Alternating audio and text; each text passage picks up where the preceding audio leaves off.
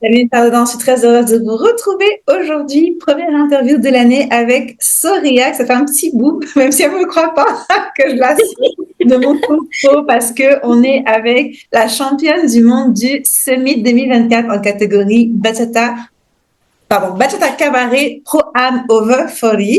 Yes. Donc avec Raphaël, tu viens du Québec, comme si ça ne se tendait pas de Montréal. Ouais, et voilà. Je t'ai proposé cette invitation parce que, comme tu me disais un peu par privé, mais je suis amateur, etc. Mais je me dis, mais il y en a des fans qui rêvent d'avoir ton titre, ne serait-ce que la deuxième, ne serait-ce Je pense qu'on le réalise pas. C'est sur le coup, on est dans l'émotion et tout, puis c'est même le par après, c'est qu'on revient dans nos trucs, dans nos valises, on revient à la maison, puis la vie continue. Donc oui, on se fait féliciter. Je pense que oui, on prend un pas de recul, on regarde nos accomplissements et tout, mais c'est ça, c'est que la vie continue, c'est que ça nous change pas en tant que personne, en tant que danseuse. Alors on fait comme un peu comme ah ben, tu sais, check mark, c'est done, c'est fait. Et c'est en fait, c'est le monde me le dit ah ouais, t'es championne du monde. Mais ça clique pas plus dans ma tête. Ça fait quand même un an, là, parce que là, le summit, ça va être dans 2 semaines. que Donc, cette année, j'irai pas, parce que bon, j'ai un voyage avec ma mère de prévu en Asie, c'est dans les mêmes dates, donc je priorise la famille cette année.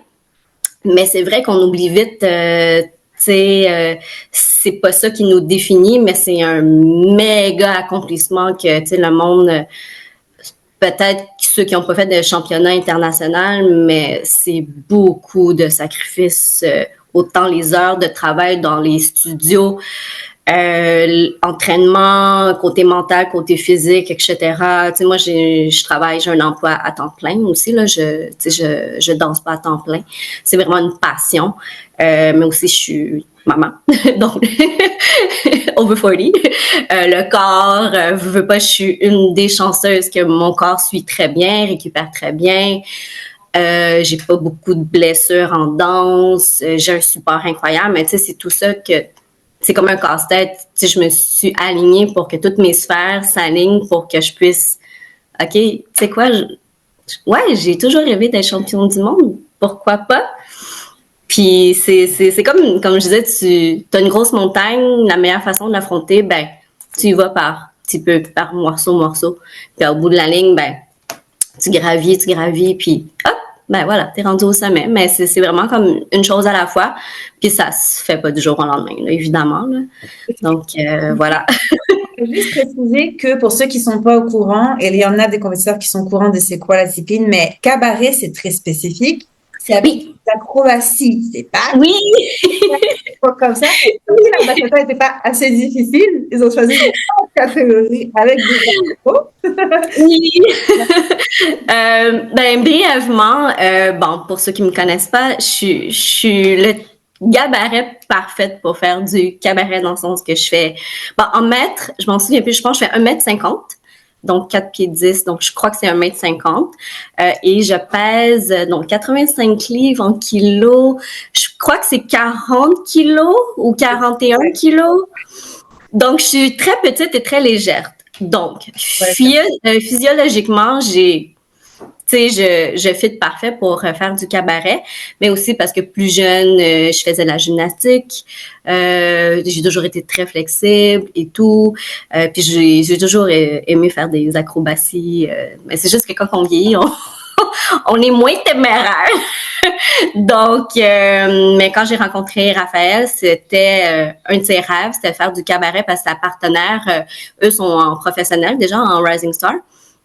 Et moi, j'étais avec lui depuis déjà, ça va faire 3 ans qu'on est ensemble, puis il était comme, je crois que, tu sais, toi et moi, pro-am, cabaret, on sort nos forces, là. Donc, on a joué la carte cabaret, mais c'est sûr, c'est un couteau à double tranchant parce que je voulais pas non plus me faire étiqueter comme, ouais, elle fait des lift and tricks, full bonne, mais je veux être reconnue en tant que danseuse aussi, de bien danser sur ma bachata ou ma salsa, peu importe, mais euh, tu sais, voilà, parce que nous, en Amérique du Nord, ben, en fait, à Montréal, ou les compétitions locales, on n'a pas la division cabaret. C'est seulement quand je fais des compétitions à l'international, comme Eurosun ou Summit.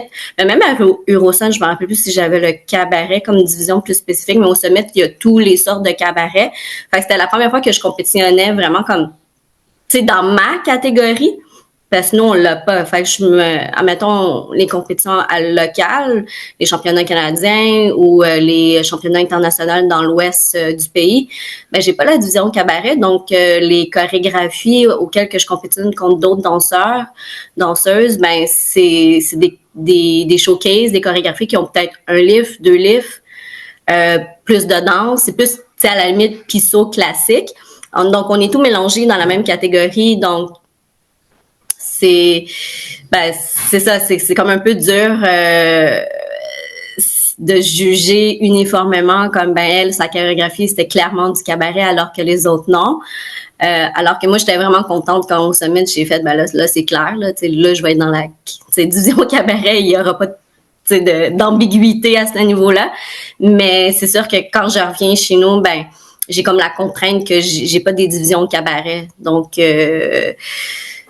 c'est ça le hic, mais tu sais, on veut vraiment promouvoir la danse, tu sais, comme il y a des règlements là, je pense qu'il faut que ça soit je pense 40% de ta chorégraphie pour les lift and tricks, puis le reste la danse. Il y a comme des ratios à respecter là, donc on essaye de vraiment bien danser quand même, d'avoir des éléments de danse que, oui, OK, là, tu sais, elle demande clairement qu'elle fait du cabaret puis qu'elle est bonne, là, mais c'est pas facile. C'est vraiment, c'est beaucoup de risques. Veut pas des acrobaties, ben, quand on dit on fait pas des omelettes sans casser les œufs. Je me suis déjà fracturé la clavicule il y a 2 ans. La première choréo, on a voulu faire un super trick. C'était un backflip, une entrée backflip à l'aveugle et on réussissait bien d'emblée, mais c'était un coup est-ce que là, mon partenaire, il s'est pris carrément mes talons sur son visage, donc je l'ai assommé. Il voyait des étoiles et tout, puis la fraction de seconde qui était supposée de me rattraper, ben évidemment, il a été complètement sonné, donc il n'a pas été là. Puis je suis tombée comme de 5 pieds de haut, donc plus qu'1,50 m en hauteur, mais directement sur l'épaule droite. Donc, ça a été une fracture de la clavicule assez directe. Donc, ça s'est risque. On est bien remis. On a bien appris de nos erreurs. Mais oui, je suis consciente que cabaret, faut, le conditionnement physique, il est important. Le stretching, les réchauffements, les soins aussi. C'est sûr que un corps une danseuse de 20 ans veut pas récupérer techniquement plus vite qu'un corps d'une personne qui a un certain âge. Mais je suis encore chanceuse là-dessus. Je récupère bien, mais je pense que c'est plus de préparation puis plus de soins pour qu'on on continue à danser pour 30 ans, 40, 50 ans. Donc voilà. Puis le cabaret, c'est sûr, c'est un peu plus exigeant parce que ça demande des techniques spécialisées. Donc, tu sais, comme voler dans les airs comme ça se fait pas non plus du jour au lendemain. Un tricks and lift, tu peux passer des heures et des heures et des heures et des semaines et des mois sur la même figure, puis être toujours pas constant non plus. Donc, c'est ça que je dis dans le conseil, c'est que ça se reprend pas du jour au lendemain. Puis même nous, dans nos chorégraphies, même ça fait 1 an qu'on roule les choréos. Des fois, il y a des livres les livres qui sont un peu fragile encore, même après 1 an, même si on l'a performé, même en compétition, tu vois que c'est toujours plus fébrile et c'est normal parce que ça demande, c'est très exigeant, ça demande beaucoup de skills là, particuliers, puis souvent, dépendamment des figures, te retrouver dans l'espace aérien, comment tu revirevoles dans les airs, comment tu atterris, parce qu'on essaye de faire évidemment des entrées puis des sorties fluides, parce qu'après, ton pas de base, ta danse, repart. Donc, tu veux pas que ça soit difficile ou ce que les spectateurs sont comme ouf, ils sont là toujours comme ah. Donc voilà, mais oui, c'est ça. Comme on dit, j'ai opté pour le cabaret parce que franchement. J'aime trop voler dans les airs, comme on dit. J'aime bien être dans les airs. Tu as commencé la bachata il y a combien de temps? Bon, faire une histoire courte, j'ai commencé les danses latines en 2008. 2008, je crois, 2008-2009. Ouais, dans ces eaux-là. Donc, mon meilleur ami m'avait introduit aux danses latines. Donc, je l'ai suivi d'emblée. Puis, je me rappelle, moi, je suis une salsera à la base. Je sortais dans les sociales vraiment salsa. Je suis tombée en amour avec la salsa. La bachata est venue vraiment très plus tard parce que la bachata dans ces années-là, c'était comme plus on se reposait de la salsa, fait c'était bachata traditionnelle, il y avait pas de sensuel, c'était très à la limite dominicain, tu sais vraiment traditionnel. Puis après j'ai fait 10 ans de ballroom latin. Donc ça m'a pris du temps à revenir dans les danses latines. Je suis revenue en 2019. Là, j'ai frappé un mur au niveau bachata parce que là, ça venait à Montréal. Donc, en Europe, c'était déjà lancé, très populaire. On voyait sur les vidéos YouTube, Instagram, etc. Tu sais, les Sarah Paranero, Marco, Daniel Désiré et tous les artistes européens que, tu sais, ça fait une grosse vague. Mais nous, c'est tout le temps 5 ans par après. Tu sais, quand ça commence en Europe, puis il y a comme un décalage de 5 années. Donc, à Montréal, quand je suis revenue en 2019, donc, j'ai recommencé mes bases, mais en bachata, tout était nouveau pour moi dans le sens que c'est pas la bachata que j'étais habituée de danser. Donc, la sensuelle a embarqué et ouais, ben, toute une bonne étudiante du mort. Ben, je trouvais ça très beau, mais je comprenais pas les bases, donc j'ai refait mes cours. Je voulais refaire mes bases, ma technique, donc peut-être que tu le connais, mais on a Suave Connection à Montréal, que c'est des profs français qui donnent franchement pédagogie incroyable. Kevin et Jordan qui ont vraiment décortiqué la bachata sensuelle à Montréal. Puis tout de suite en 2019 là, j'ai fait les cours privés, des cours privés. Et après la pandémie est arrivée, mais tout de suite après j'ai recommencé la bachata vraiment, tu sais comme à fond là. C'est là que j'ai rencontré Raphaël, les équipes, faire des duos, des équipes et tout. Mais c'est là que la bachata sensuelle, ou bachata un peu plus moderne, fusion que j'appelle, j'ai renoué en 2019. Fait que c'est quand même récent, là. Tu t'entraînes combien d'heures par semaine?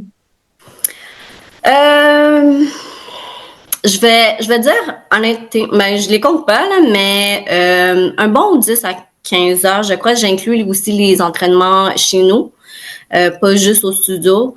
Parce qu'au studio, je pense pas passer 10 heures de temps au studio, mais ouais, 10 à 15 heures avec l'entraînement personnel que je fais chez nous et quand je suis en studio, dans les cours privés ou de groupe ou Okay. quand on a des équipes. Ouais. Tu as dit que tu te préparais aussi physiquement, c'est-à-dire que tu fais du sport à côté en plus de tout ça?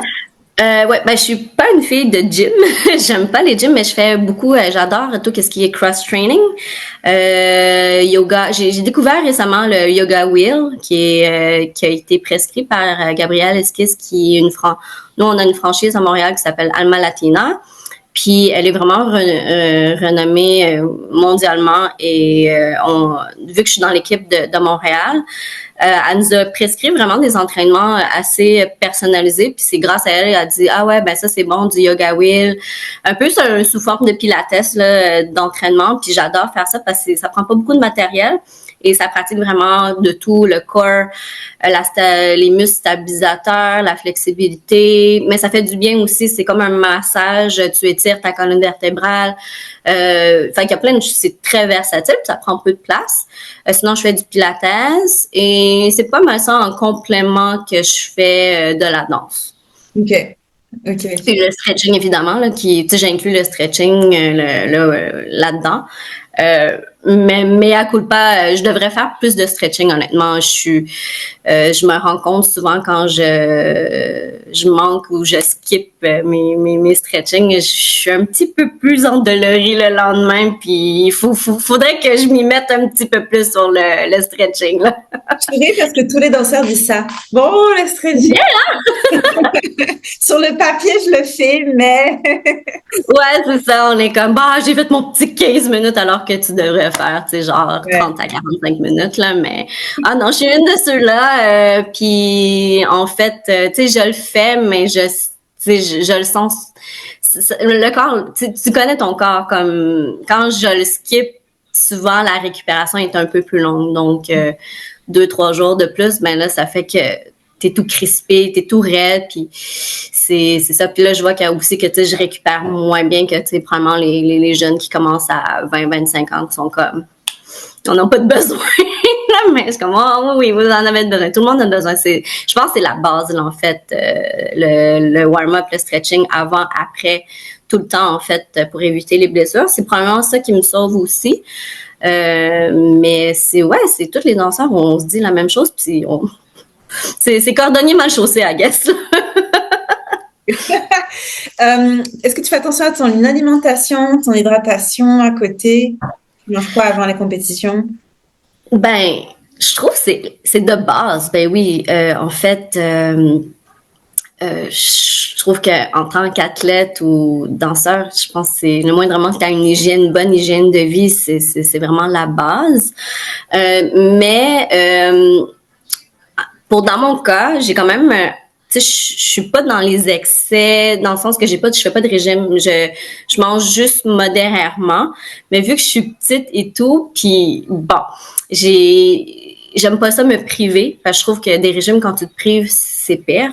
Mais je fais vraiment tout dans la modération, alors que tu sais, des plus petites portions, mais plus souvent. Mais je suis pas du genre non plus à manger n'importe quoi aussi. Puis ça, c'est depuis que je suis toute petite, j'ai été élevée comme ça.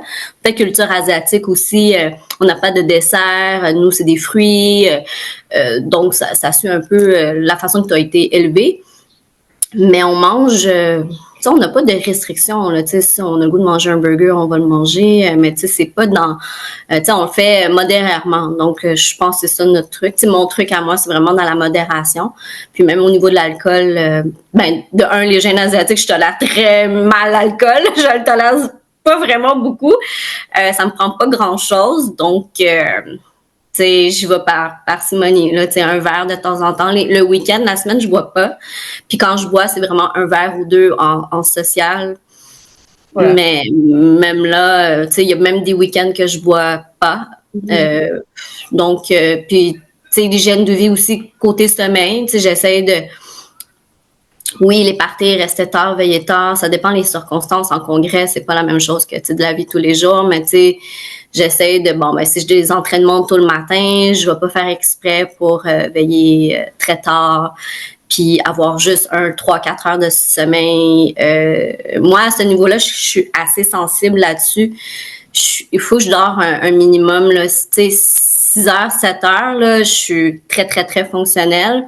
En congrès, je sais, c'est autre chose, mais tu sais, j'essaie de prioriser quand même une bonne nuit de sommeil pour selon la journée ou les entraînements qui suivent, parce que c'est horrible, tu sais, t'as l'impression que t'as la gueule de bois, t'es pas bien physiquement et mentalement, puis après tu t'entraînes, mais c'est un peu comme c'est pas très productif, mettons, là. Donc tu sais, j'essaie d'être le mieux en forme comme que je peux, mais tu sais, on est humain, là, tu sais, des fois, ben, tu l'échappes un peu, mais tu sais, j'essaie de compter, comme, qu'est-ce que je vais contrôler, je vais le contrôler en congrès, il y a des situations que tu contrôles pas, fait que ça, c'est vraiment comme une autre sphère, mais tu sais, à la vie de tous les jours, là, je suis très disciplinée, ça, je l'ai toujours eu en moi, là, la discipline, puis le commitment, puis ça, c'est pas quelque chose que la danse m'a comme...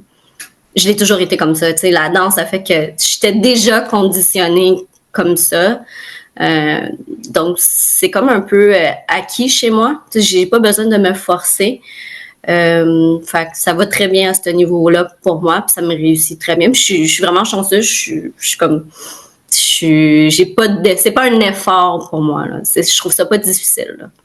Comment vous choisissez vos costumes avec Raphaël? Et c'est qui les fait? Le premier costume, je crois que ça dépend. Donc d'emblée, on a quelques super bons couturiers locaux qui font les costumes de danse ou de ballroom, peu importe. Mais je pense que le premier que j'ai fait faire, je crois que c'était Jaime. Et j'étais dans la compagnie de danse à Jaime avant, puis il y avait un contact... honnêtement, je vais dire Colombie, puis je suis même pas sûre. Mais c'est lui qui l'avait designé et tout. Fait que j'ai passé par son contact. Tu sais, je me suis dit, je vais l'essayer. Puis j'ai vraiment adoré. Sinon, mais là, vu que je suis plus dans la compagnie, dans sa compagnie de danse, vu que j'ai quitté, on a une très bonne couturière qui s'appelle Sophie. Elle a le monopole, je te dirais, dans le côté tout ce qui est costume au Canada. Montréal, Québec. Toronto, puis je pense qu'elle avait même réussi à avoir des clients. Ça s'est tellement parlé, même Vancouver, fait qu'elle a quasiment le monopole, elle fait tous les costumes de tous les danseurs, danseuses, des troupes, des duos. Écoute, là, c'est fou, là, quand on va dans les congrès, là, tous ces costumes, moi, c'est que elle. Il y a quelques autres couturiers, mais majoritairement, on passe par elle parce qu'elle est incroyable.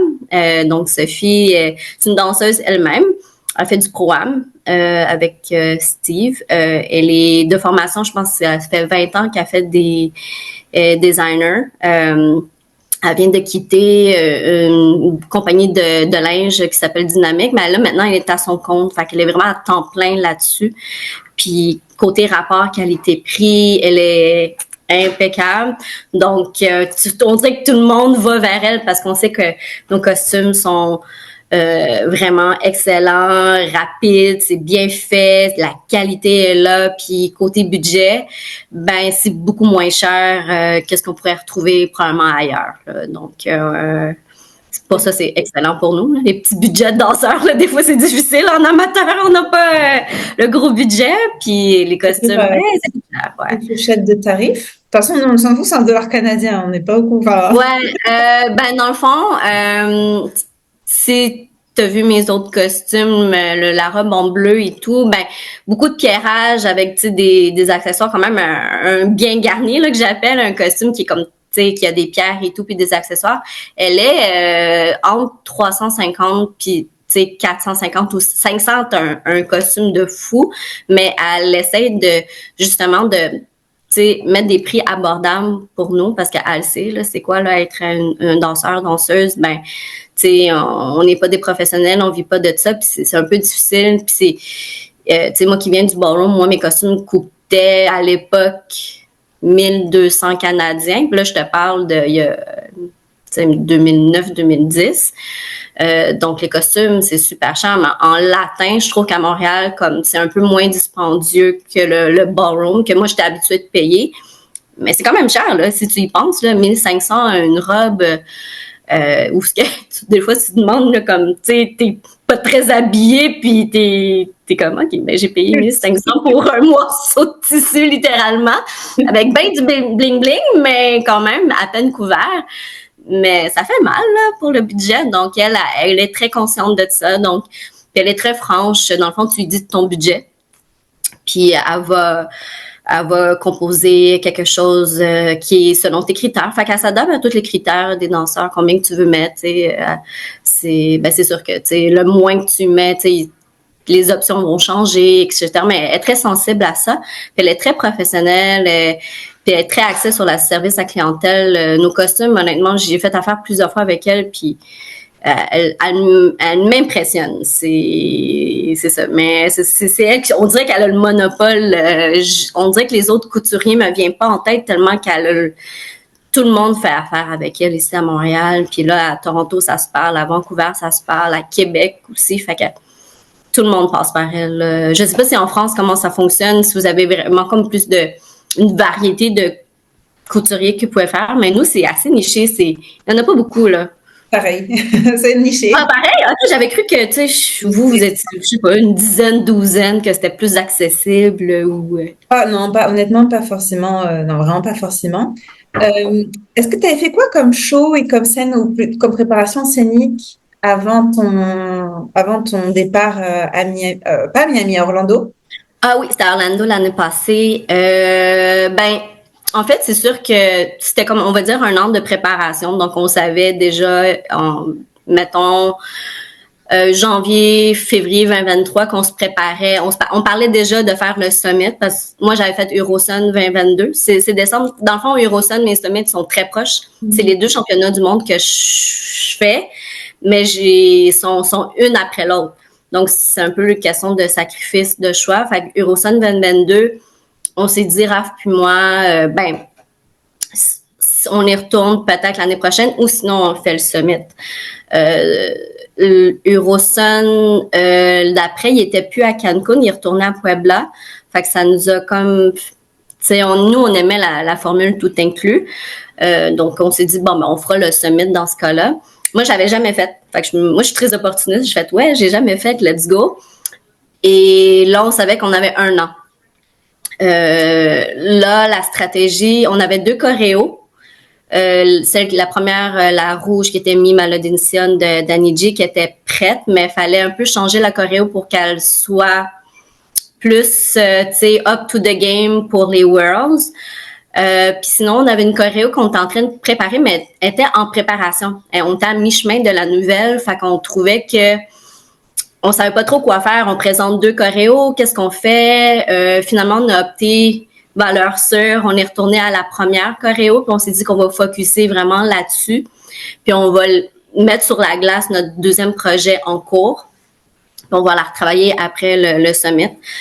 Donc là, c'était un peu comme déterrer tu sais, l'ancienne choréo, notre toute première. Analyser un peu. On avait trop de livres, honnêtement. Je pense que la première version de cette choréo-là, on avait 7 livres. Puis même Paulina, je crois que tu la connais très bien parce que tu as pris des cours avec elle, Paulina. Puis je me rappelle, je fais mes coachings avec elle, puis elle était comme, il y a trop de livres. Il y a trop de livres. On veut te voir danser. Puis c'était vrai, là, comme franchement, elle était tellement cardio. Là, on finissait notre choréo une fois à 100%, puis les 2 raflés, on était en train de mourir là, sur le plancher. Fait qu'on avait enlevé comme 1 ou 2, remplacés par des parties plus dansantes et tout. Mais aussi, on a changé des livres aussi qui étaient un peu fragiles. Fait que on l'a vraiment rebuilt, puis version 2.0, mettons. Puis après, ben là, ça a pris quand même quelques mois. Fait que, mettons, on se dit, les 3 premiers mois, ben là, c'était la reconstruction de la choréo. Et après, ça nous laissait peut-être un 6 mois à la, tu sais, vraiment à la runner, à la, tu sais, la faire à 4, ouais, on l'a fait à 100%. Faut que ça soit, tu sais, fluide et tout. Puis après, bon, ça nous laissait comme 1 mois et demi pour faire les icebreakers qu'on appelle, comme, tu sais, casser la glace côté scénique à Montréal avant de présenter la choréo au Summit. Puis on a été chanceux parce que un des organisateurs, Eric Cathy, c'est un juge international aussi. Lui, il fait partie du comité organisateur, puis c'est devenu un grand ami à nous, surtout à Raph. Il est très proche de Raphaël puis Sabrina. Puis à chaque Summit pour Team Canada, il vient à Montréal. Puis on a comme un genre de bootcamp. Donc, il vient, c'est ça, c'est tout le temps comme 1 semaine et demie avant le summit ou 2 semaines. Je pense que même cette année, il revient. Puis c'est vraiment un bootcamp. Il fait des cours privés, du coaching. Puis après, on a un événement où est-ce que tout le monde qui participe au summit pour Team Canada, ben, on le présente devant tout le monde. Puis on a du feedback, des commentaires. Puis c'est comme, on s'encourage les uns les autres, puis on a quand même des juges. Tu sais, je pense que Paulina, des fois, elle vient nous voir. Mais au moins, on a comme une espèce de bootcamp où est-ce que, tu sais, la choréo, comment qu'elle est pour le sommet. Tu sais, des fois, nous, on le fait localement ou internationalement, mais on ne sait pas est-ce qu'il nous manque des choses, qu'est-ce qu'on pourrait améliorer. Fait qu'on est quand même assez chanceux là-dessus, je trouve, d'avoir un bon petit bootcamp tout juste avant de partir pour le summit. Fait que l'année passée, c'est ça que j'ai fait là. J'ai profité de cette plateforme-là. Ils nous ont invités. Donc, avec tous les spectacles que j'avais donnés aussi là, avant, c'était comme décembre environ. Ben là, tu sais, c'est sûr qu'on fait beaucoup de spectacles. Là. On a fait à Gusto, on a fait à plein d'événements locaux. C'était des shows là, chaque week-end, chaque semaine, c'était des shows pendant 1 mois et demi de temps. Fait qu'on se disait, bon, 4 présentations, ça devrait aller. Après, on prendra des coachings privés avec des juges internationaux, donc Paulina, Eric. Puis on verra par la suite. Puis, tu sais, c'était ça notre plan de match. Là. Après, on s'est dit, bon, après, il va y avoir le bootcamp. Puis après, on part. Il n'avait pas amené au Canada Salsa Congress cette Corée avant? Oui, dans le fond, la rouge, oui, c'était Canada Salsa Congress qu'on a fait en octobre. Fait qu'on était quand même bien réchauffé, mais comme je te dis, c'était la version, tu sais, .1. C'est sûr que, tu sais, on avait des choses à améliorer. Là, on pouvait pas présenter la même choréo pour le summit, mais tu sais, le squelette, il est fait, tu sais, c'est juste changer des éléments, mais tu sais, c'est un peu quand tu changes des éléments, ben, des lifts, ben, c'est ça, là, faut que ça fitte. Fait que c'était plus, tu sais, de se réhabituer. C'est un peu comme tu le fais tellement mécaniquement, là, tu passes sur un mouvement, mais là, tu l'as changé, puis là, ça rentre pas dans la tête. Puis, Raph, il me trouvait tellement drôle parce que surtout, moi, dans les footwork, je suis vraiment nulle. Comme, je pense que je me suis améliorée avec le temps, mais c'est pas ma force, là, les footwork. On dirait que ça me prend un temps fou à assimiler 2 comptes de 8 mais puis je me rappelle ce footwork là dans le premier numéro, dans le premier chorégraphe qu'on avait là, j'ai dû passer comme des mois et des mois pour rentrer ce petit je sais pas, je pense que c'était peut-être 3 comptes de 8 à peine, mais Raph, il dit, ben voyons, ça n'a pas de sens. Puis j'étais comme, mais je sais pas, j'arrive pas à computer tout ça. Puis ça a pris des mois et des mois, mais on dirait que plus que t'en fais, là, tu décliques un peu plus. Mais ouais, là, on a changé le footwork parce que en fait, il y avait des choses que pour moi, ça rentrait pas naturellement. Puis Raph, il est tellement un bon prof. Puis, tu sais, il l'a vu. Puis, tu sais, il y a juste toi qui va être jugé. Hein. Moi, je suis pas jugée. Fait que, on va te rendre ça. C'est toi la star, tu sais. Puis j'ai tellement aimé ça parce que je me sentais tellement découragée, puis j'étais comme je suis pas bonne, puis non, puis tu sais des fois on est bon pour se diminuer, puis tu sais sous la pression un peu là puis il l'a vu, il voulait vraiment me mettre en confiance, puis tout. Il dit c'est ta choréo, tu sais, c'est toi qui vas la présenter, fait qu'on va changer ça pour que tu te sentes bien, puis que ça te valorise, tu sais. Puis il a vu juste, on l'a changé quelques petits trucs, puis tu sais, c'était comme si ça flowait plus, c'était plus naturel pour moi. Puis tu sais, tu me voyais pas en train de compter dans ma tête puis faire tu sais, comme c'était tellement mécanique là, c'était vraiment pas joli à voir. Puis là, je regarde les vidéos puis je suis comme c'est pas super là, comme j'aime pas ça me voir encore en vidéo là. Des fois, je vois mes vidéos, je suis comme j'aime pas ça. Je sais pas, je pense je sais pas pour toi là, mais j'aime pas tant me regarder en vidéo encore. Là. Je regarde des années après pour me dire purée, ouais. Mais je regarde pas, mais je peux pas. Tu regardes un œil fermé comme ça. Ouais, je pense que on a tous ce syndrome-là. J'ai pas entendu plusieurs danseurs dire comme ouais, moi j'adore me regarder là. Moi c'est horrible. Là. Je trouve que tu sais, je prends du recul puis on fait des blagues là-dessus, mais là j'apprends là, tu sais comme il faut que tu t'auto-analyses puis tu sais, il y a une certaine évolution parce qu'il faut que tu l'acceptes. Mais c'est vrai que c'est un peu comme perturbant. Tu te regardes, tu sais, les premières fois que tu fais tes choréos, c'est jamais aussi bien quand tu l'as roulé pendant des mois et des mois. Fait que moi, je me console. Je regarde les vidéos au début, puis tu sais, vers la fin du projet, je suis comme tu sais, au moins il y a une évolution, puis il y a de la progression. Là. Fait que voilà. Fait que pour le summit, c'était pas mal ça, notre programme de côté scénique. Là, on fait tout le temps, avant de partir, que ce soit un gros événement, même Eurosun, c'était la même chose, mais pour le summit, on se dit tout le temps un mois d'avance la date qu'on part. On fait que des shows. Fait qu'on fait, normalement, nous, on fait... ça dépend de la choréo, mais vu que celle-là, on l'avait déjà performée plusieurs fois, elle était déjà ancrée, tu sais, en nous, juste avec des petites modifications ici et là. Je pense qu'on l'a dû présenter 3 fois avant de partir pour le summit, parce qu'on sait que là-bas, on va se pratiquer aussi, puis on voulait pas trop se fatiguer. Puis aussi, c'est que tu sais, je pense que tu le sais, là, tu as des bookings, mais c'est super demandant. Puis tu veux pas non plus te brûler juste avant de partir parce que tu as fait 10 millions de prestations. Puis, tu sais, voilà, fait que tu veux garder quand même ton énergie, là. Donc, on s'est dit que 3 présentations, c'était en masse avec le bootcamp. Puis, tu sais, on est parti aussi. Oh! Tes souhaits! Oui! Tes souhaits! Fait qu'on on summit, on est arrivé très près. Mentalement, physiquement, ça allait être très, très bien. Tu sais, tu as parlé des changements. Est-ce que tu avais regardé ce qu'avaient fait tes concurrentes ou les anciennes gagnantes de ta catégorie? Ouais, je commence à faire ça. Je te dirais qu'au début, tu sais, comme la première année avec Raph, j'étais plus, tu sais, focusée sur mes affaires. Je regardais pas tant. Tu sais, je regardais si ça tombait dans mes feeds d'Instagram. Puis, OK, mais on dirait que la première année, tout était nouveau pour moi, donc je connaissais pas vraiment tant mes concurrentes dans le sens, pas à l'international, tu sais, du moins localement, tout le monde se connaît, là, tu sais, on se regarde plus. Mais, tu sais, je suis vraiment du genre à, tu sais, encourager tout le monde. Puis des fois, je suis pas consciente que, tu sais, peut-être que je vais compétitionner contre elle ou, tu sais, on dirait que c'est pas tant important pour moi. Mais, tu sais, oui, j'observe. Mais je me rappelle la première année avec Raph, c'était comme pas de temps. Tu sais, je focusais vraiment sur mes affaires. Puis, je me rappelle les premières compétitions. Puis Raph, il me trouvait tellement drôle, surtout à Eurosun. Où est-ce que là, clairement, je connais personne dans ma catégorie, c'est tout du monde à l'international. J'avais que des Mexicaines, puis je les connaissais pas.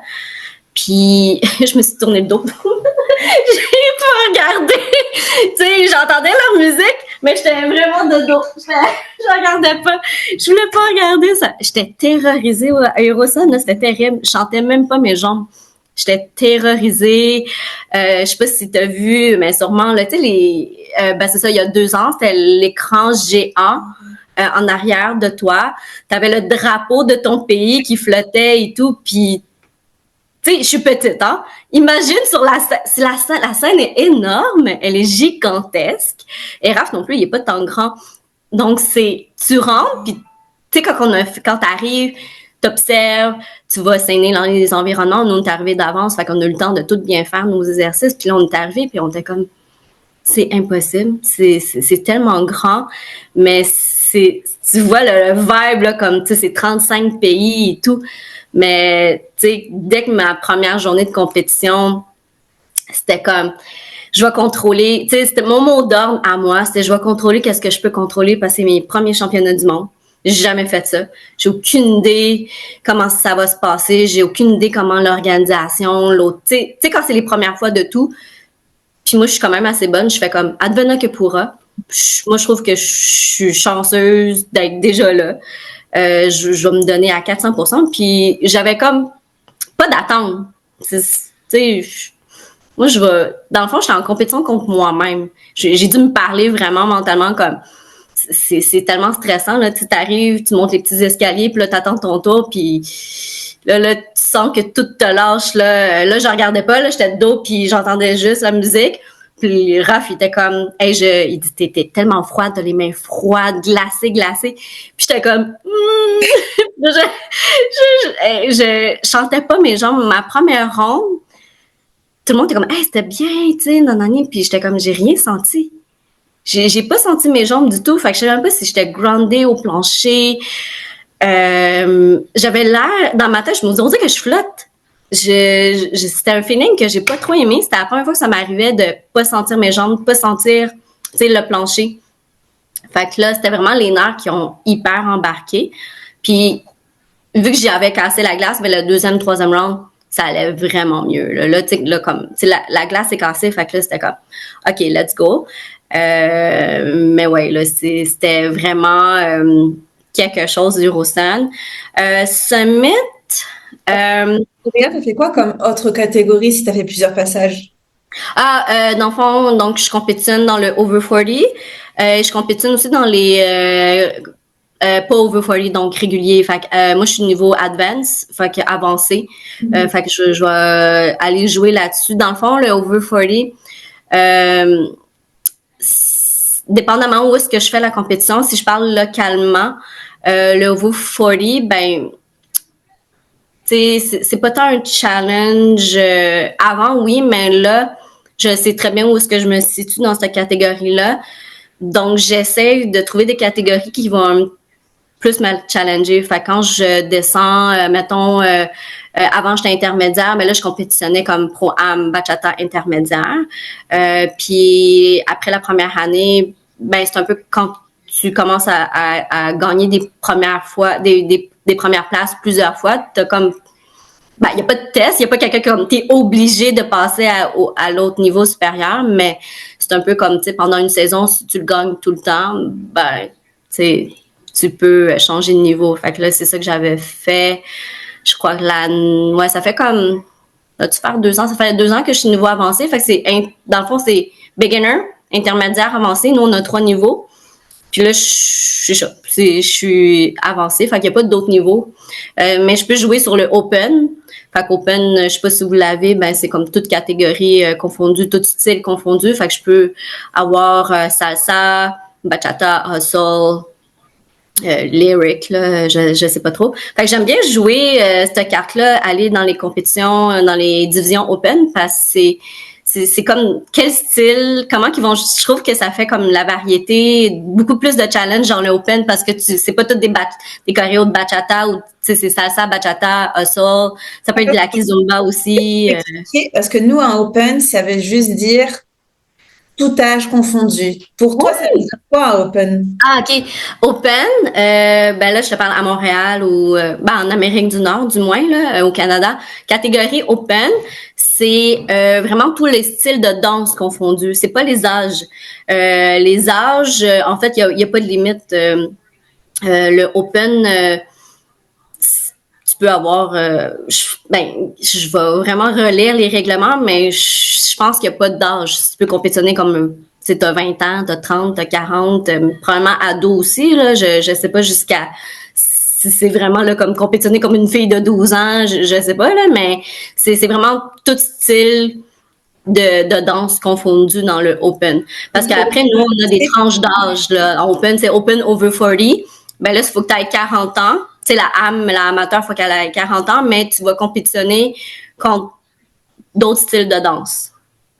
Mais comment ils font pour... et toi, tu danses quand même qu'une danse, que ta danse. Ouais, c'est ça. Fait que dans le fond, la catégorie, parce que nous, on a plusieurs catégories. Je sais pas si en France, comment ça fonctionne. On a beaucoup de catégories, là.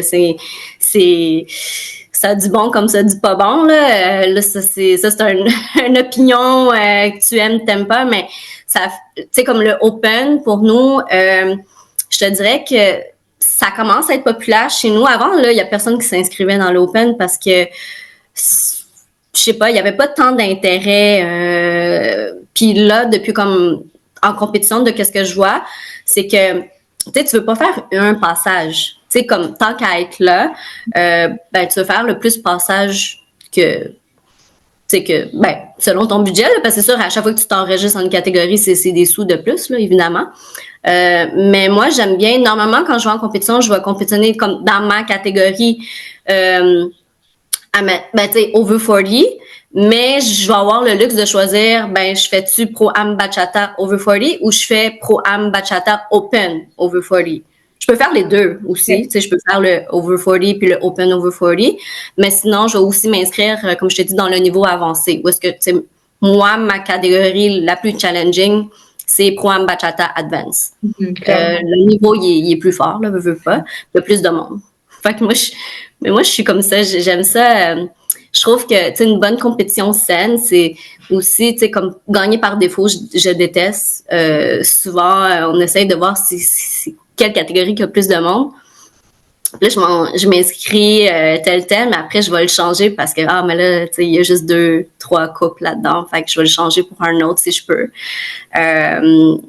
Puis voilà. Fait que c'est juste par principe que, tu sais, je vais faire les plus de catégories selon le budget que j'ai, puis selon le niveau, selon les nombres d'inscriptions, pour avoir un niveau de compétition intéressant. Dans le fond, je fonctionne comme ça. Okay. Je carbure vraiment au challenge. Je suis pas du genre à m'inscrire, tu sais, comme gagner par défaut, je trouve ça un peu absurde, là, tu sais, comme t'es toute seule dans ta catégorie, c'est un peu plate, là.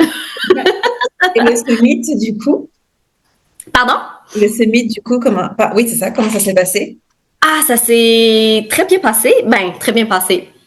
Généralement, c'est comme, ah oui, c'est vrai. Non. C'est ça. Le Summit 2024, qu'est-ce qui s'est passé? C'est que c'est sûr, côté organisation, les premières journées, c'était horrible. Horrible. La manière que j'ai compris, c'est que c'était un nouveau système. La plateforme électronique, elle ne fonctionnait pas très bien. Il y a eu du retard, mais c'était incroyable. Comme nous, moi, mes catégories étaient, admettons, c'est sur 4 jours. Moi, mes catégories, c'était tout le temps la 2-3e journée. J'étais plus vers la 2e portion. Fait que j'étais pas dans les débuts. Mais toutes mes teammates, ben là, tu vas encourager tout le monde, tu vas encourager Team Canada, mais je me rappelle les solos, c'était les premières catégories de toute la compétition. Et on avait beaucoup de représentantes en solo et ils ont attendu comme 19 heures. Ils étaient supposés de passer le matin, mais ils ont passé le lendemain matin, mais durant la nuit. Ça a été vraiment horrible. Puis l'attente était juste comme ben trop longue, puis ça avait juste aucun sens, puis ils savaient pas trop. C'est comme si leur catégorie était toujours reportée.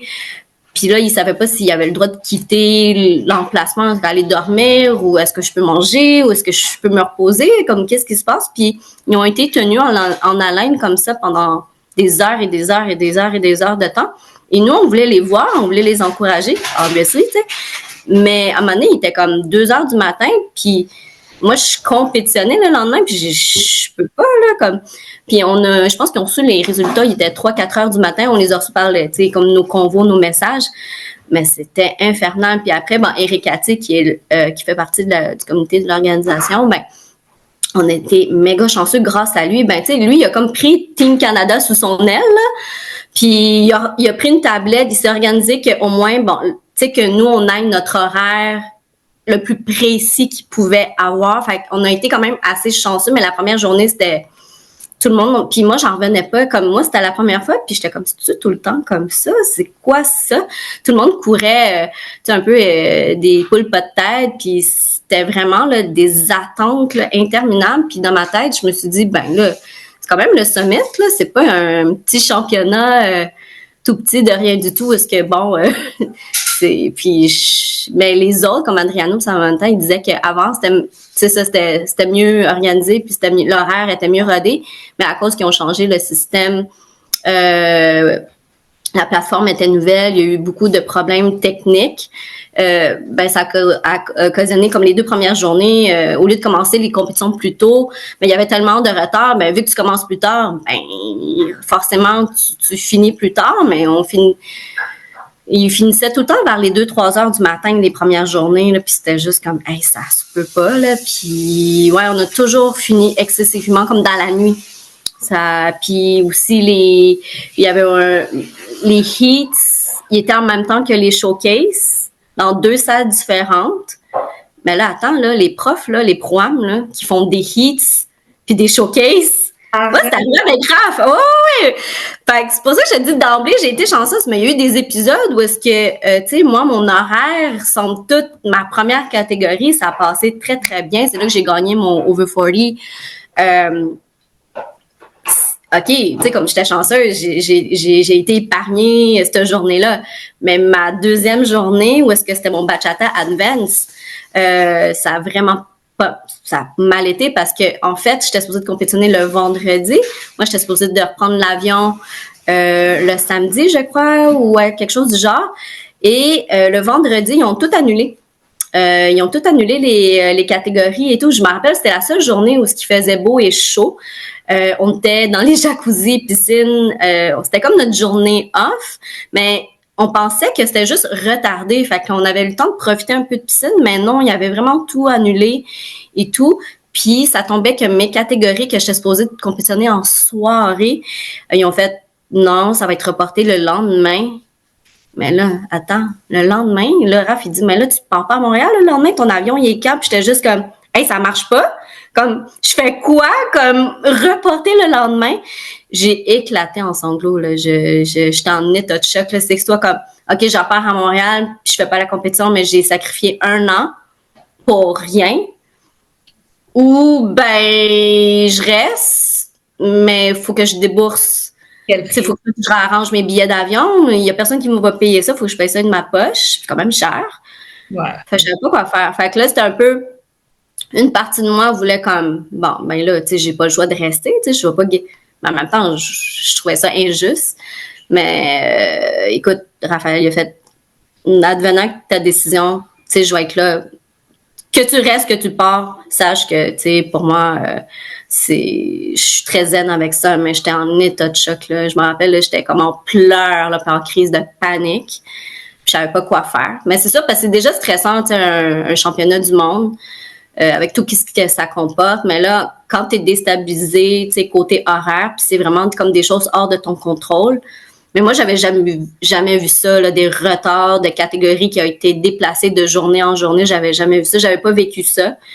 Puis, tu sais, je peux comprendre qu'il y a des retards, mais au pire, tes catégories, tu passes plus tard durant la même journée, mais jamais le reporter une autre journée, tu sais.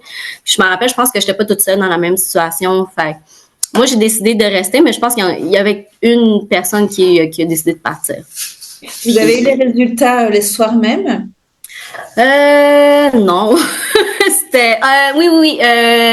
Pour ma catégorie, le advance, oui, c'était les résultats, ils étaient à la cérémonie du bloc de soirée. Là, je m'en comme fin après-midi, fait que ça s'est quand même bien passé. Non, puis tu sais, le mal il est fait. Tu te revires de bord. Là, tu sais, j'essaie de me refocuser mentalement, mais en sachant que finalement, tu sais, je passe juste le lendemain. Puis, mais ça a été une super compétition dans ma catégorie. Il y avait des Italiens, des Mexicains, des Américains, des Canadiens aussi. C'est une forte catégorie, là, le Pro-Am Bachata Advance. Il y avait même mon idole. Écoute, ça, là, ça m'avait tellement marqué. Tu connais Gio et Gabi du Mexique? Non. Non? Oui, quand même. Oui, Gio, je pense que je le prononce pas bien. C'est Gio et Gabi. C'est mon idole, là, je le stalk depuis comme 3-4 ans, mais on se parle beaucoup sur les réseaux sociaux. Je l'avais rencontré justement à Eurosun 22 officiellement. Puis on se garde vraiment contact, on s'écrit de temps en temps. Puis il était comme on va se rencontrer au summit, moi aussi je participe et tout. Puis lui, c'est 2-3 fois champion du monde. Il a déjà gagné le summit avec sa sœur back then. Je pense évidemment, il est revenu défendre son titre. Mais il était dans ma catégorie. Il y avait une étudiante en programme Bachata Advance qui était phénoménale. La fille, on s'est liés d'amitié. Puis elle me disait t'es l'amie canadienne à Gio. Puis c'était juste drôle parce que je la regardais puis j'étais juste, tu sais, quand t'as les yeux comme des étoiles, puis j'étais juste comme wow, comme je vais. Tu sais, c'est un pro, fait tu sais, je veux dire, techniquement, je compétitionne contre son élève, mais tu sais, quand même, j'étais juste comme impressionnée, là, tu sais, de le voir danser, comme de partager le même plancher de danse avec mes idoles. Je pense que c'est ça qui m'a vraiment frappée, puis j'étais juste comme, OK, je suis dans ce niveau-là, let's go! Puis, et tu m'as pas dit si tu avais reçu les résultats du Over 40 quand? Oui, Over 40, c'est ça, c'est le premier passage. Donc, les résultats, ils étaient tout de suite après dans le bloc d'après-midi parce que mes catégories sont généralement durant la journée. Fait qu'on a eu la cérémonie une couple d'heures après. Là, on essayait de suivre les horaires de tout le monde. Saria, elle attend son résultat, on va voir. Je crois qu'elle a des bonnes chances. Fait que là, au cas où, j'avais une petite équipe derrière moi parce que tout le monde compétitionne partout. Fait là, on s'est dit, à telle heure, essayer d'aller au main room, on va voir les résultats à Saria. Puis, là, j'avais mon teammate qui avait le drapeau du Canada caché, plié dans un petit sac, les crécelles ou, je sais pas trop quoi, les instruments, au cas où. On était, dans le Over 40, je crois qu'on était 5-6 couples, fait que c'est une finale directe. Mais j'avais aucune idée. Mais honnêtement, je croyais que mes chances étaient bonnes pour faire un podium. Mais si tu me demandes première place, pour moi, c'était comme non. Tu sais, je me voyais pas. Je trouvais que moi, tu sais, je regardais ça, je l'ai regardé là. Quand on fait ça, là, j'ai commencé à regarder le voir. Tu sais, j'étais plus de dos là. Là, je regardais voir un peu. Puis fun fact. Quand Kara Fumon est sortie, on a fait une super bonne prestation. Je l'ai senti, écoute, là, je l'ai bien senti, là. Comme, tu sais, la fierté quand tu sors, puis, tu sais, on s'est regardé, on a fait, hey, tout a bien été, good job, ça flowait. Il y avait pas quelque chose, tu sais, d'accrochage majeur. Je pense qu'on a eu une petite mini déconnexion dans les mains, mais ça a sûrement pas tant paru, mais tu sais, on était tellement fiers de nous. On sort, la même chanson rejoue. On était comme fait que là on était toutes mêlées, on était comme qu'est-ce que c'est ça? Puis c'était l'autre couple qui était dans notre catégorie avait la même chanson que nous. Fait que là on s'est dit ça c'est intéressant parce que c'est la même chanson dans la même catégorie. Fait que tu sais comment que les juges vont voir ça, tu sais quelle chorégraphie qui trouve tu sais le mieux exécuté, le mieux fait selon les goûts et tout là. Fait qu'on trouvait ça intéressant d'avoir attends là, fait que c'était juste drôle. Donc, ouais, c'est ça, on était 5, 6 couples.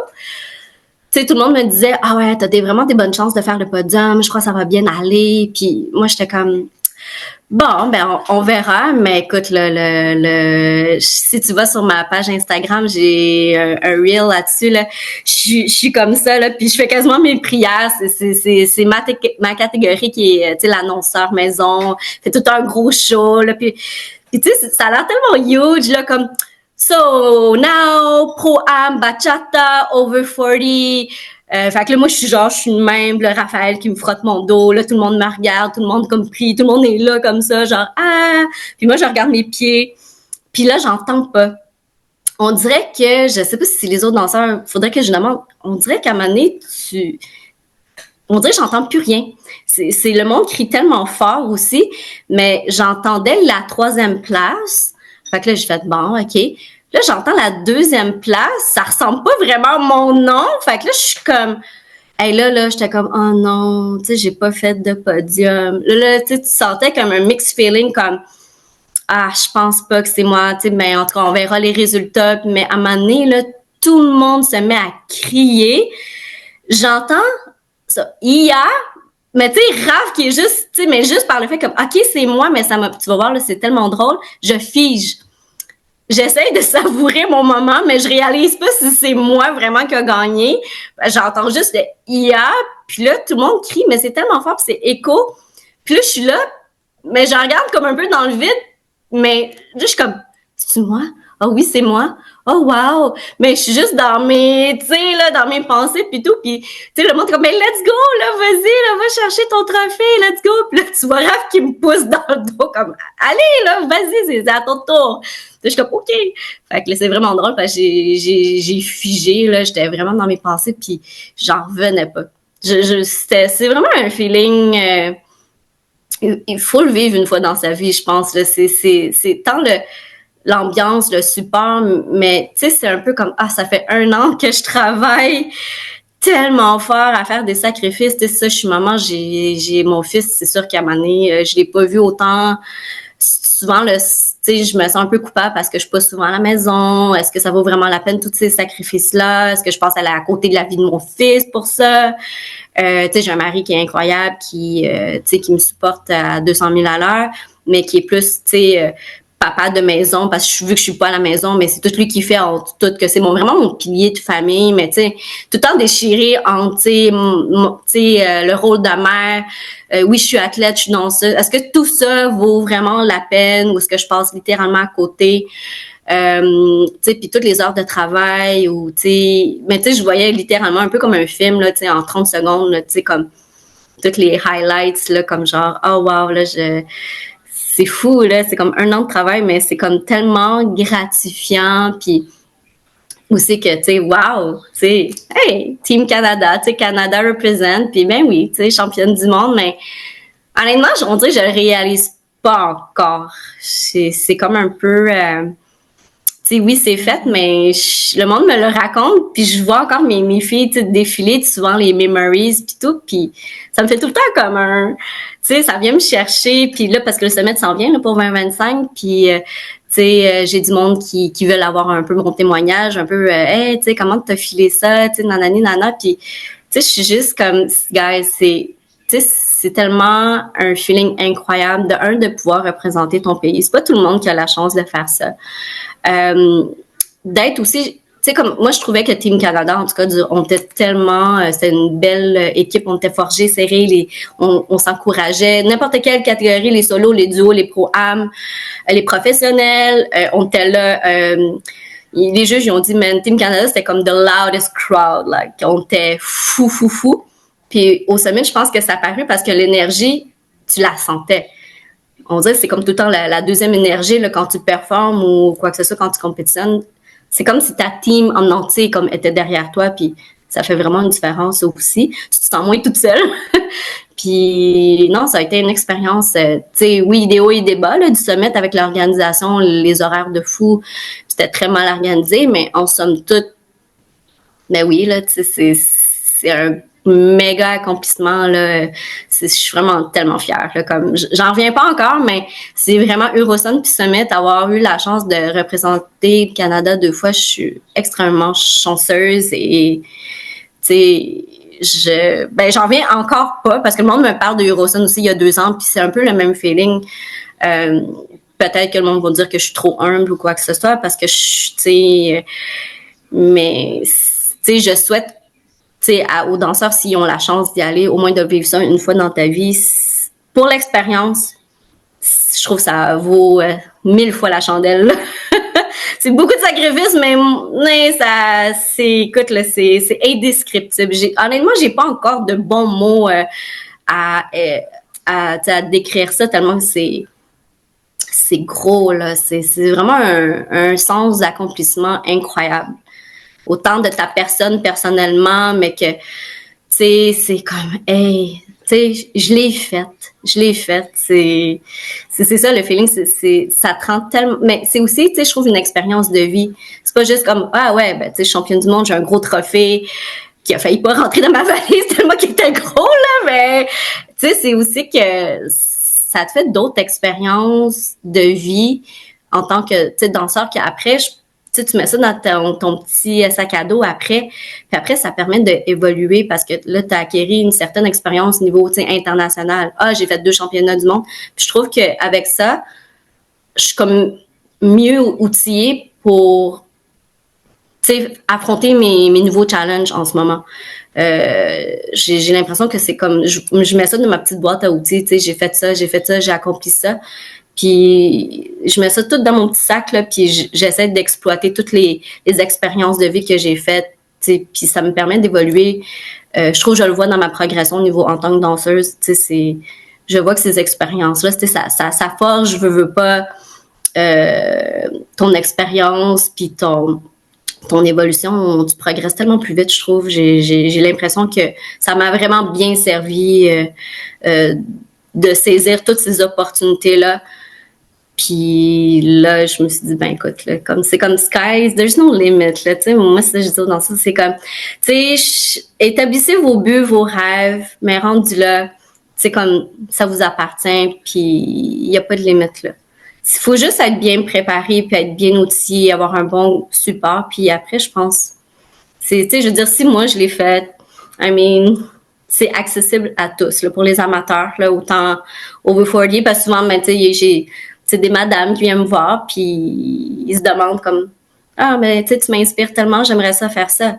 Puis j'ai une danseuse, elle a comme 60 ans, je pense, puis, tu sais, j'ai dit, écoute, tu sais, comme si tu veux le faire, puis t'as le budget, puis t'as les opportunités, puis tout s'enligne, tu sais, physiquement, tu te sens bien. Tu sais, il n'y a rien qui t'en empêche, là. Oui, salarié comme ça, mais, tu sais, au contraire, comme saisir l'opportunité, peut-être que tu n'auras pas la chance de le faire une 2e, une 3e fois. Tu sais, moi, c'est plus d'emblée, c'est ça que je dis à mes amis, à mes danseurs, que, tu sais, moi, je suis très opportuniste dans la vie. Tu sais, oui, je suis très, tu sais, j'ai mes buts spécifiques à atteindre, mais, guys, si vous avez la chance, ben, go! Comme, au pire des cas, tu sais, ça va être, tu sais, si t'as pas d'appréhension puis tout, ben, tu sais, juste en temps d'expérience. Puis après, comme tu reviens avec ça, en tant que danseur, tu évolues, tu progresses 10 fois plus vite, là. 100%. Écoute, on arrive à la fin. Merci beaucoup. Est-ce qu'on te revoit sur les prochaines compétitions? Oui. J'ai beaucoup de nouveaux projets pour 2025. En fait, ben, la 3e nouvelle choréo avec Raph que je fais en pro-am. Donc, elle est choréo finie. Il nous reste à plugger nos lift and tricks là-dedans pour que le tout soit beau. Donc, nouveau projet qui s'en vient. Donc, on va compétitionner à Calgary fin mars. Compétition internationale dans l'Ouest canadien. Et sinon, dans ma team, la team Pro-Am Alma Latina, la franchise du Mexique, la team de Montréal va performer à Madécimo, qui est un gros congrès seulement de spectacle et c'est pas de compétition, fin mai. Mais c'est une franchise qui est vraiment hyper connue. Donc, c'est ma première Pro-Am Team, donc semi-pro. C'était ça mon objectif pour 2025. Donc, toujours une éternelle amateur, mais qui décide d'aller jouer un peu dans la cour des grands, des semi-pros, des pros. Je tente ma chance. On verra, ça va vraiment très bien. Donc, ça, c'est une team de Partner Work Bachata. Et j'ai un projet Am-Am, c'est vrai que j'ai pas tant parlé, mais j'ai commencé un projet Am-Am avec mon partenaire Louis-Philippe. C'est la même choréo que je fais avec Raphaël, mais version amateur. Yeah. Que là on a fait Canada Salsa Congress, on s'est super bien classé. Mais aussi, tu sais, ça c'est nouveau pour moi, là, le partenariat Am-Am, mais on va poursuivre la saison 2025 à Calgary aussi. Autre compétition à avoir. Fait là, c'est ça. Mais je trouve que là, c'est beaucoup de choses dans mon asset en ce moment, puis je veux pas trop non plus en mettre. Et surprise, je vous le dévoile, un nouveau projet qui s'en vient pour 2025 parce que ça fait 2 ans que j'essaie de faire un solo, que j'essaie de tenter le terrain pour soloiste. Je trouve ça très en fait ça me terrorise. Ça fait 2 ans que je le garde dans ma petite poche en arrière, puis j'arrive pas à passer par-dessus ma peur d'affronter tu sais la scène toute seule, le processus aussi qui vient avec tout et toute seule, t'entraîner toute seule, la motivation et tout. Fait que j'ai fait un compromis avec ma coach Sabrina qu'on va faire un duo shine de bachata pour potentiellement rentrer dans l'univers des solos. Donc ça va être un nouveau projet pour 2025. Donc je vais être pas mal occupée, fait que ça va être une belle année. Merci beaucoup pour le temps. Pour ceux qui nous regardent, n'hésitez pas à aller voir les vidéos des compétitions sur la chaîne YouTube ou carrément sur les réseaux sociaux de Soria qui seront dans la bio. En attendant, je vous dis à très vite. Hasta pronto. Ciao, ciao. Merci pour tout.